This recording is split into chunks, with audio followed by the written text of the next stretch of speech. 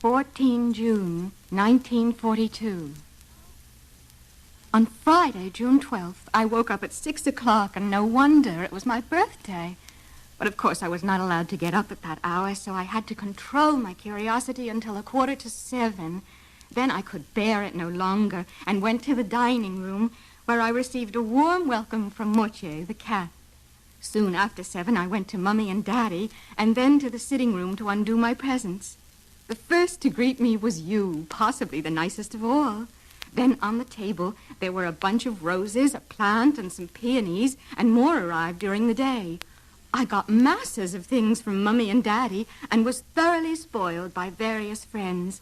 Among other things, I was given Camera Obscura, a party game, lots of sweets, chocolates, a puzzle, a brooch, Tales and Legends of the Netherlands by Joseph Cohen, Daisy's Mountain Holiday, a terrific book, and some money. Now I can buy The Myths of Greece and Rome. Grand. Then Lise called for me and we went to school. During recess, I treated everyone to sweet biscuits, and then we had to get back to our lessons. Now I must stop. Bye-bye. We're going to be great pals. Saturday, 20 June, 1942. I haven't written for a few days because I wanted, first of all, to think about my diary. It's an odd idea for someone like me to keep a diary, not only because I've never done so before, but because it seems to me that neither I, nor for that matter anyone else, will be interested in the unbosomings of a 13-year-old schoolgirl. Still, what does that matter? I want to write, but more than that, I want to bring out all kinds of things that lie buried deep in my heart. There is a saying that paper is more patient than man. It came back to me on one of my slightly melancholy days while I sat chin in hand, feeling too bored and limp even to make up my mind whether to go out or stay at home. Yes, there is no doubt that paper is patient, and as I don't intend to show this cardboard-covered notebook bearing the proud name of diary to anyone, unless I find a real friend, boy or girl, probably nobody cares. And now I come to the root of the matter, the reason for my starting a diary. It is that I have no such real friend. Let me put it more clearly, since no one will believe that a girl of 13 feels herself quite alone in the world, nor is it so. I have darling parents and a sister of 16. I know about 30 people whom one might call friends. I have strings of boyfriends anxious to catch a glimpse of me and who, failing that, peep at me through mirrors in class. I have relations, aunts and uncles who are darlings too. A good home. No, I don't seem to lack anything. But it's the same with all my friends. Just fun and joking, nothing more. I can never bring myself to talk about anything outside the common round. We don't seem to be able to get any closer. That's the root of the trouble. Perhaps I lack confidence.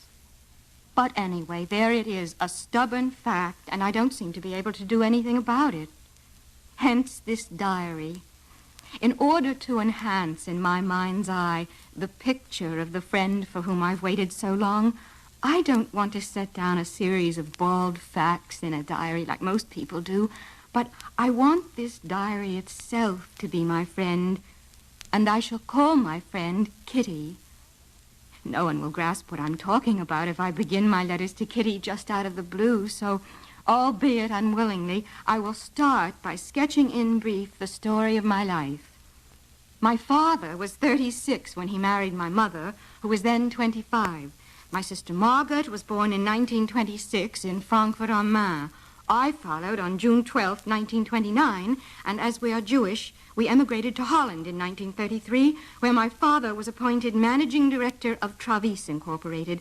This firm is in close relationship with the firm of Coland and Company in the same building, of which my father is a partner.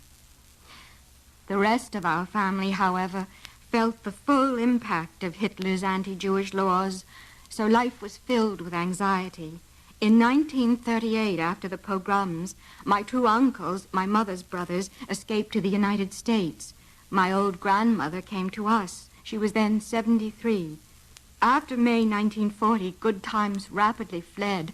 First the war, then the capitulation, followed by the arrival of the Germans, which is when the sufferings of us Jews really began. Anti-Jewish decrees followed each other in quick succession. Jews must wear a yellow star. Jews must hand in their bicycles. Jews are banned from trams and are forbidden to drive. Jews are only allowed to do their shopping between 3 and 5 o'clock, and then only in shops which bear the placard, Jewish shop. Jews must be indoors at 8 o'clock and cannot even sit in their own gardens after that hour. Jews are forbidden to visit theaters, cinemas, and other places of entertainment. Jews may not take part in public sports. Swimming baths, tennis courts, hockey fields, and other sports grounds are all prohibited to them. Jews may not visit Christians. Jews must go to Jewish schools, and many other restrictions of a similar kind. So we could not do this and were forbidden to do that. But life went on in spite of it all. Yopi used to say to me, "You're scared to do anything because it may be forbidden." Our freedom was strictly limited, yet things were still bearable. Granny died in 1942. No one will ever know how much she is present in my thoughts and how much I love her still. In 1934, I went to school at the Montessori kindergarten and continued there. It was at the end of the school year. I was in Form B when I had to say goodbye to Mrs. K. We both wept. It was very sad.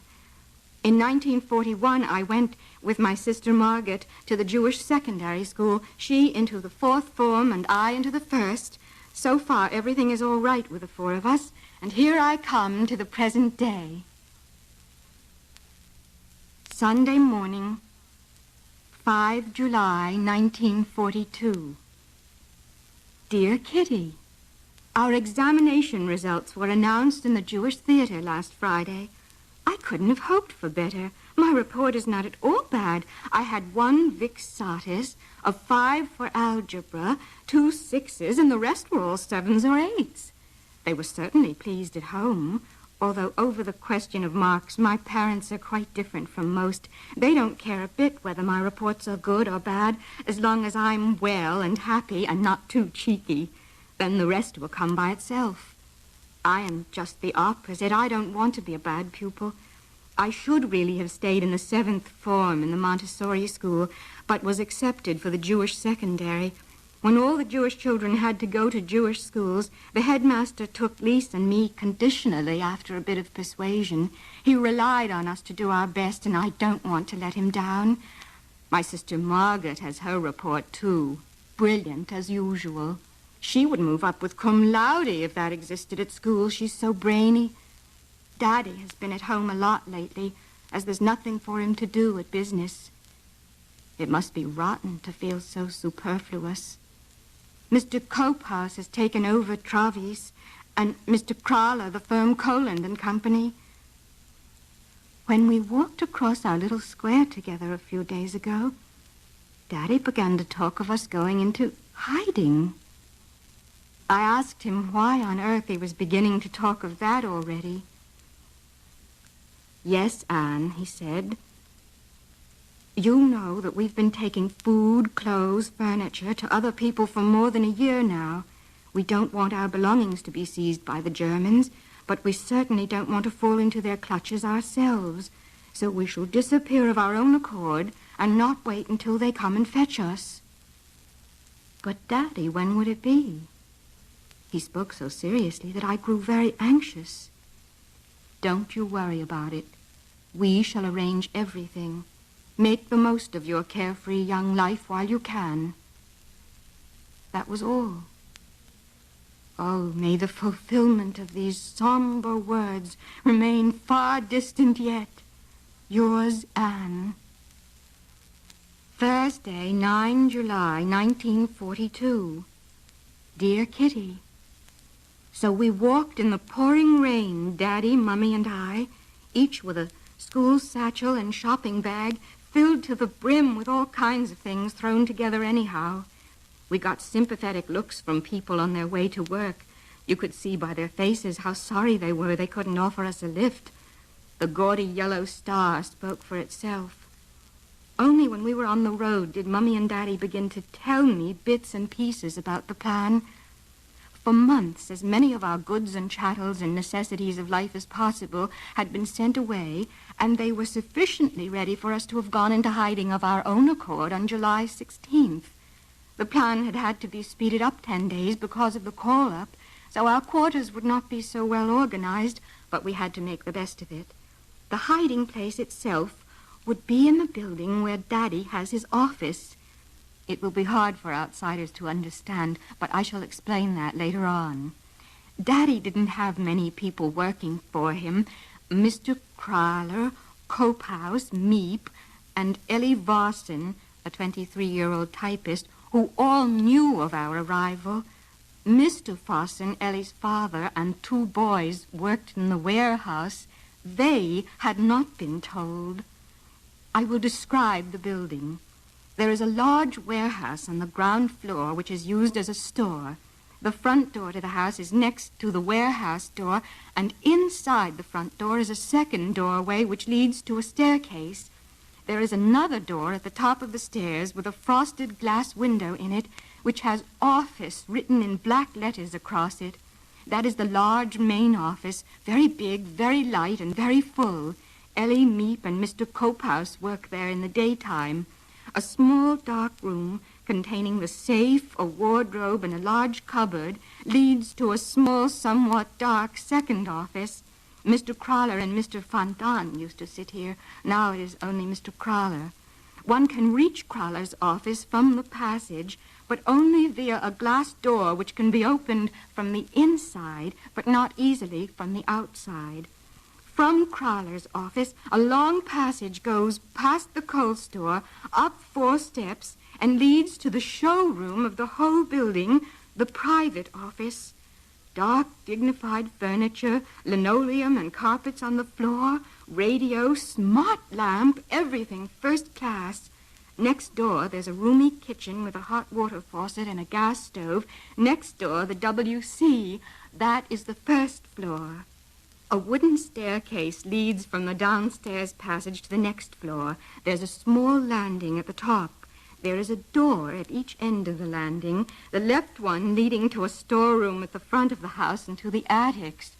One of those really steep Dutch staircases runs from the side to the other door opening onto the street. The right-hand door leads to our secret annex. No one would ever guess that there would be so many rooms hidden behind that plain gray door. There's a little step in front of the door, and then you're inside. There is a steep staircase immediately opposite the entrance. On the left, a tiny passage brings you into a room which was to have become the Franck family's bed-sitting room. Next door, a smaller room, study and bedroom for the 2 young ladies of the family. On the right, a little room without windows containing a wash basin and a small WC compartment with another door leading to Margaret's and my room. If you go up the next flight of stairs and open the door, you are simply amazed that there could be such a big, light room in such an old house by the canal. There's a gas stove in this room, thanks to the fact that it was used as a laboratory, and a sink. This is now the kitchen, the Fondant couple, besides being general living room, dining room, and scullery. A tiny little corridor room will become Pater Fondant's apartment. Then, just as on the lower landing, there's a large attic. So there you are. I've introduced you to the whole of our beautiful secret annex. Yours, Anne. Tuesday, 10 November, 1942. Dear Kitty, great news. We want to take in an 8th person. Yes, really. We've always thought that there was quite enough room and food for one more. We were only afraid of giving Copehouse and Crowler more trouble. But now that the appalling stories we hear about Jews are getting even worse, Daddy got hold of the 2 people who had to decide, and they thought it was an excellent plan. It is just as dangerous for 7 as for 8, they said, and quite rightly. When this was settled, we ran through our circle of friends, trying to think of a single person who would fit in well with our family. It wasn't difficult to hit on someone. After Daddy had refused all members of the Fondant family, We chose a dentist called Albert Dussel, whose wife was fortunate enough to be out of the country when the war broke out.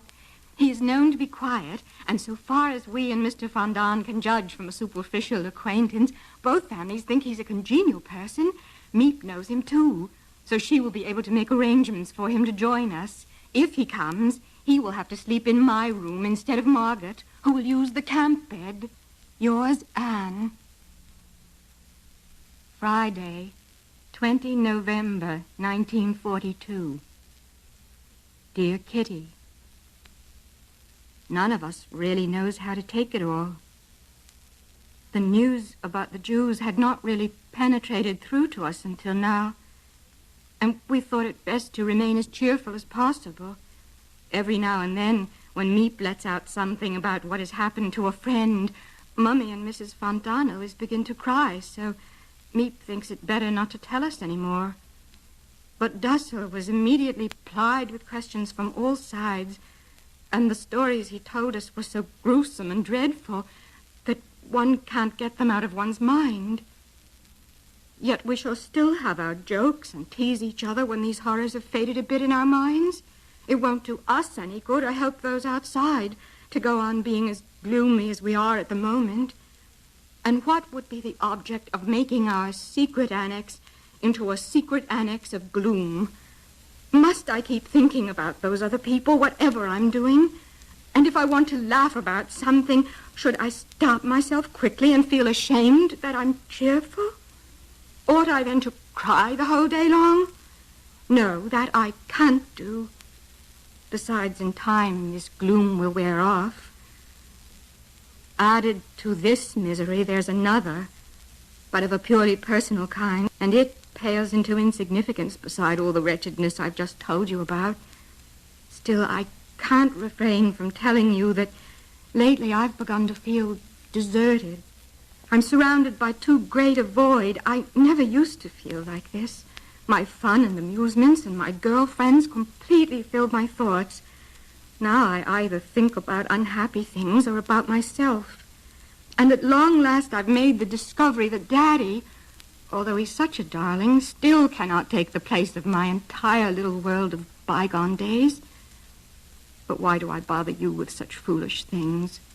I'm very ungrateful, Kitty, I know that, but it often makes my head swim if I'm jumped upon too much, and then on top of that, to have to think about all those other miseries. Yours, Anne. Friday, 2 April, 1943. Dear Kitty. Oh, dear. I've got another terrible black mark against my name. I was lying in bed yesterday evening, waiting for Daddy to come and say my prayers with me and wish me good night, when Mummy came into my room, sat on my bed, and asked very nicely, Anne, Daddy can't come yet. Shall I say your prayers with you tonight? No, Mummy, I answered. Mummy got up, paused by my bed for a moment, and walked slowly towards the door. Suddenly she turned around and, with a distorted look on her face, said, I don't want to be cross. Love cannot be forced. There were tears in her eyes as she left the room. I lay still in bed, feeling at once that I'd been horrible to push her away so rudely, but I knew, too, that I couldn't have answered differently. It simply wouldn't work. I felt sorry for Mummy, very, very sorry, because I had seen for the first time in my life that she minds my coldness. I saw the look of sorrow on her face when she spoke of love not being forced. It is hard to speak the truth, and yet it is the truth. She herself has pushed me away. Her tactless remarks and her crude jokes, which I don't find at all funny, have now made me insensitive to any love from her side. Just as I shrink at her hard words, so did her heart when she realized that the love between us was gone. She cried half the night and hardly slept at all. Daddy doesn't look at me, and if he does for a second, then I read in his eyes the words, how can you be so unkind? How can you bring yourself to cause your mother such sorrow? Oh, they expect me to apologize. But this is something I can't apologize for because I spoke the truth. and Mummy will have to know it sooner or later anyway. I seem, and indeed am, indifferent both to Mummy's tears and Daddy's looks, because for the first time they are both aware of something which I've always felt. I can only feel sorry for Mummy, who has now had to discover that I have adopted her own attitude. For myself, I remain silent and aloof, and I shall not shrink from the truth any longer, because the longer it is put off, the more difficult it will be for them when they do hear it. Yours, Anne. Friday, 23 July, 1943. Dear Kitty, just for fun, I'm going to tell you each person's first wish when we're allowed to go outside again. Margaret and Mr. Fondant long more than anything for a hot bath filled to overflowing and want to stay in it for half an hour. Mrs. Fondant wants to go and eat cream cakes immediately. Dassel thinks of nothing but seeing Loche, his wife. Mummy of her cup of coffee. Daddy's going to visit Mr. Fossin first. Pater the town and a cinema, while I should find it so blissful I shouldn't know where to start. But most of all, I long for a home of our own, to be able to move freely and to have some help with my work again at last. In other words, school. Ellie has offered to get some fruit. It costs next to nothing. Grapes, 75 cents a pound. Gooseberries, 20 cents per pound. One peach, 14 cents. One 2-pound melon, 42 cents. Then you see in the newspapers every evening in bold letters, play fair and keep prices down. Yours, Anne. Wednesday, 4 August, 1943. Dear Kitty, now that we've been in the secret annex for over a year, you know something of our lives, but some of it is quite indescribable. There's so much to tell. Everything is so different from ordinary times and from ordinary people's lives. But still, to give you a closer look into our lives, now and again, I intend to give you a description of an ordinary day. Today, I'm beginning with the evening and night. 9 o'clock in the evening. The bustle of going to bed in the secret annex begins, and it is always really quite a business. Chairs are shoved about, beds are pulled down, blankets unfolded, nothing remains where it is during the day. I sleep on a little divan, which is not more than 1.5 meters long, so chairs have to be used to lengthen it. A quilt, sheets, pillows, blankets are all fetched from Dussel's bed, where they remain during the day.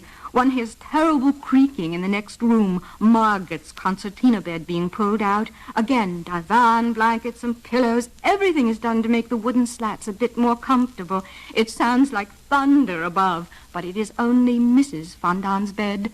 This is shifted to the window, you see, in order to give Her Majesty in the pink bed jacket fresh air to tickle her dainty nostrils. After Pater's finished, I step into the washing cubicle, where I give myself a thorough wash and general toilet. It occasionally happens, only in the hot weeks or months, that there is a tiny flea floating in the water. Then teeth-cleaning, hair-curling, manicure, and my cotton wool pads with hydrogen peroxide to bleach black mustache hairs, all this in under half an hour. 9:30.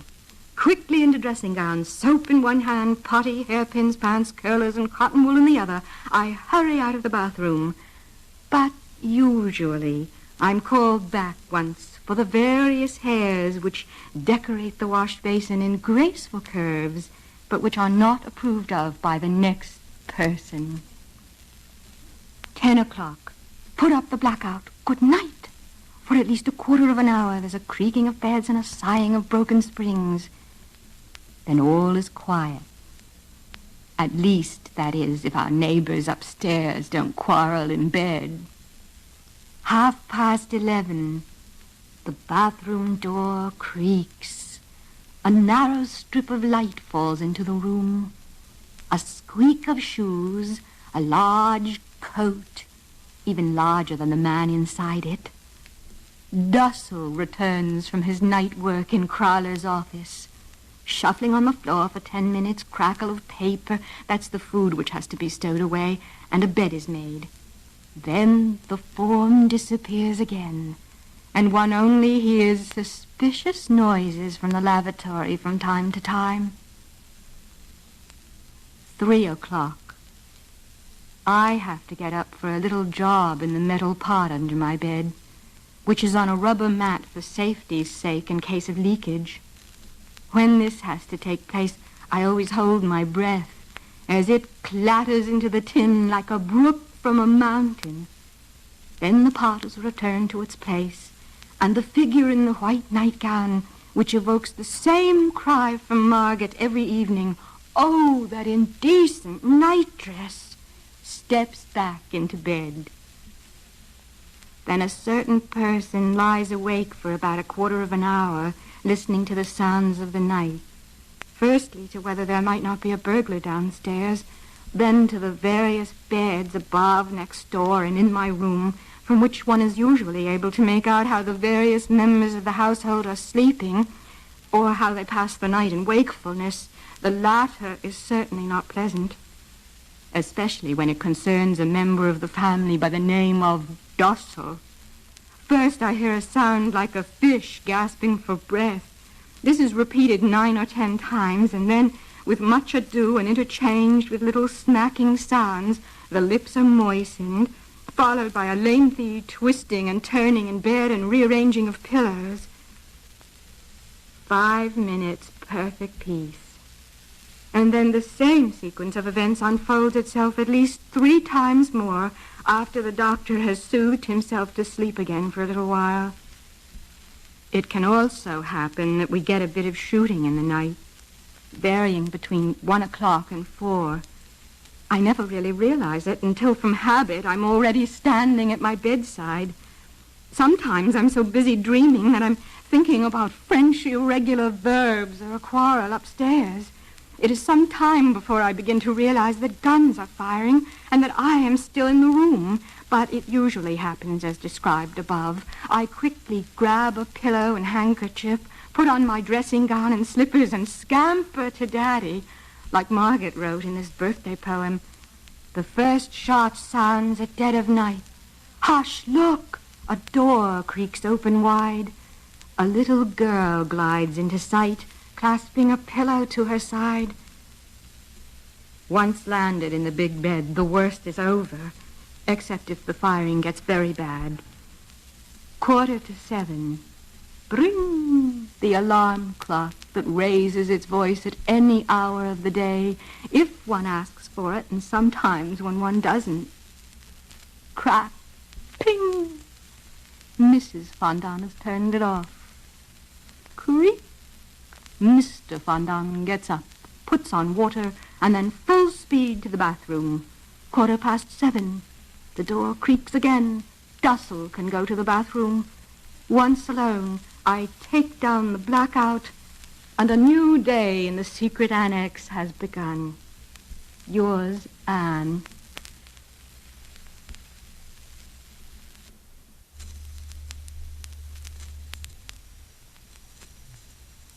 Wednesday, 5 January 1944. Dear Kitty, I have 2 things to confess to you today which will take a long time. But I must tell someone, and you're the best one to tell, as I know that, come what may, you always keep a secret.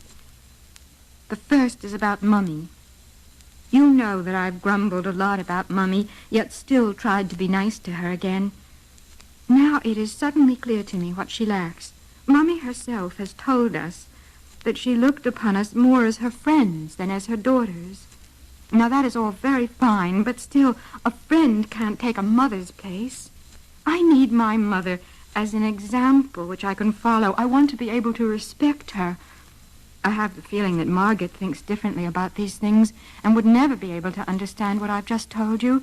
And Daddy avoids all arguments about Mummy.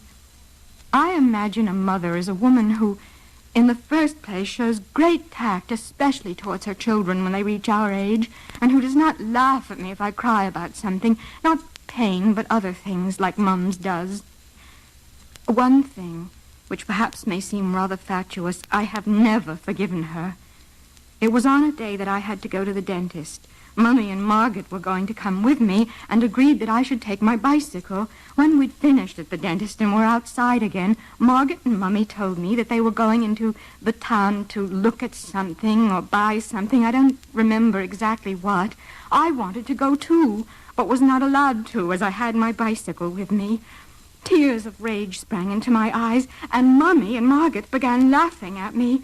Then I became so furious that I stuck my tongue out at them in the street, just as an old woman happened to pass by who looked very shocked. I rode home on my bicycle, and I know I cried for a long time.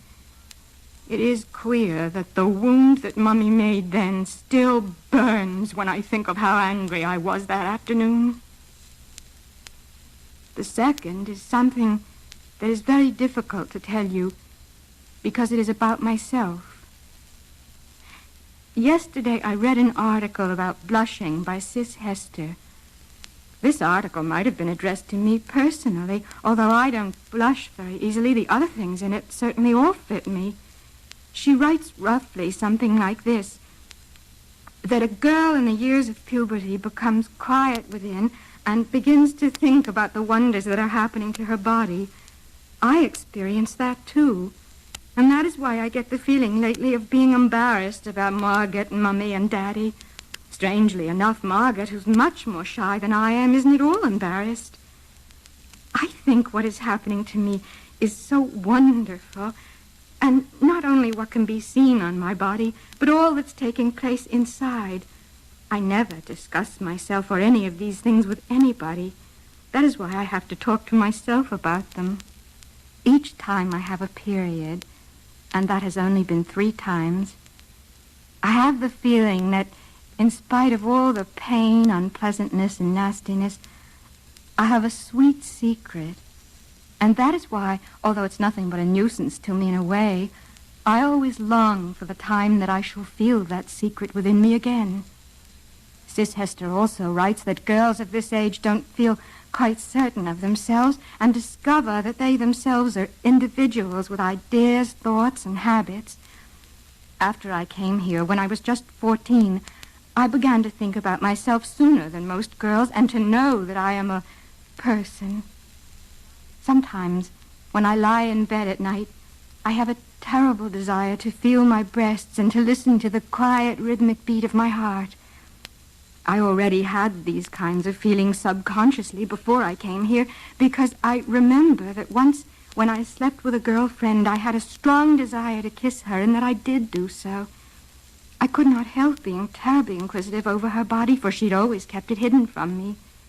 I asked her whether, as a proof of our friendship, we should feel one another's breasts, but she refused. I go into ecstasies every time I see the naked figure of a woman, such as Venus, for example.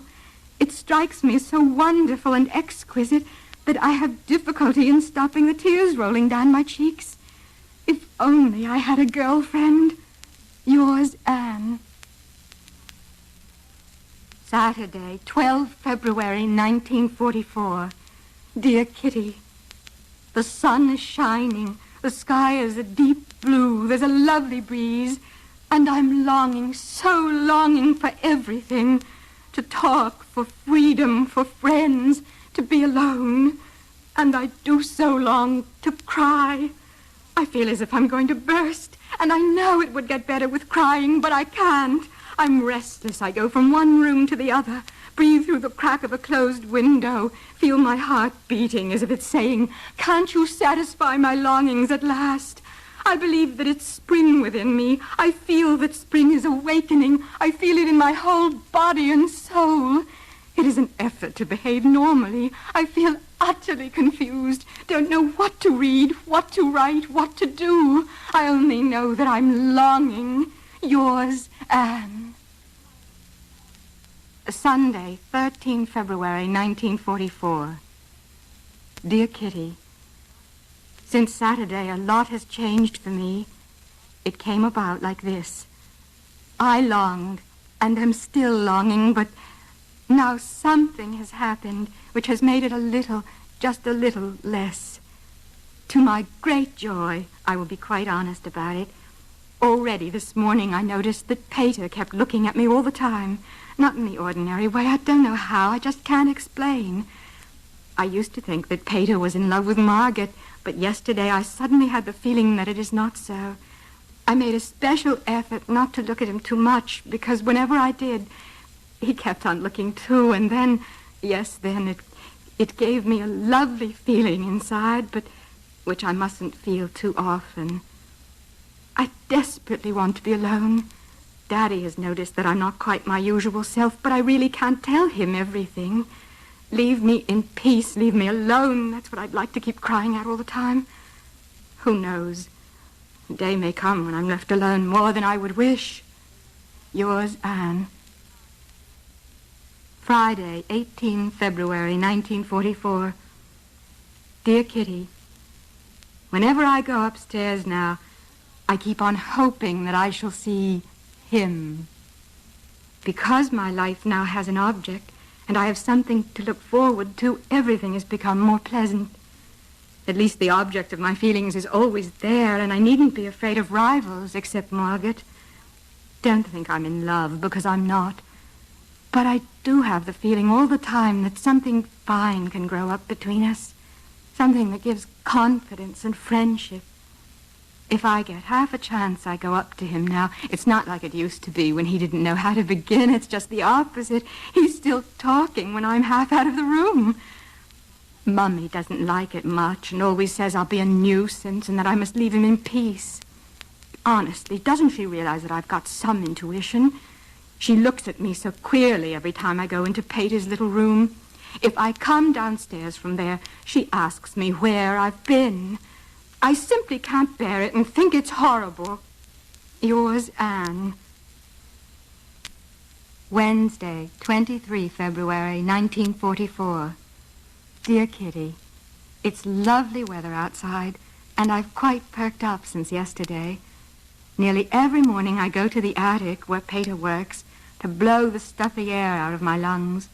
From my favorite spot on the floor, I look up at the blue sky and the bare chestnut tree on whose branches little raindrops shine, appearing like silver, and at the seagulls and other birds as they glide on the wind. He stood with his head against a thick beam, and I sat down. We breathed the fresh air, looked outside, and both felt that the spell should not be broken by words.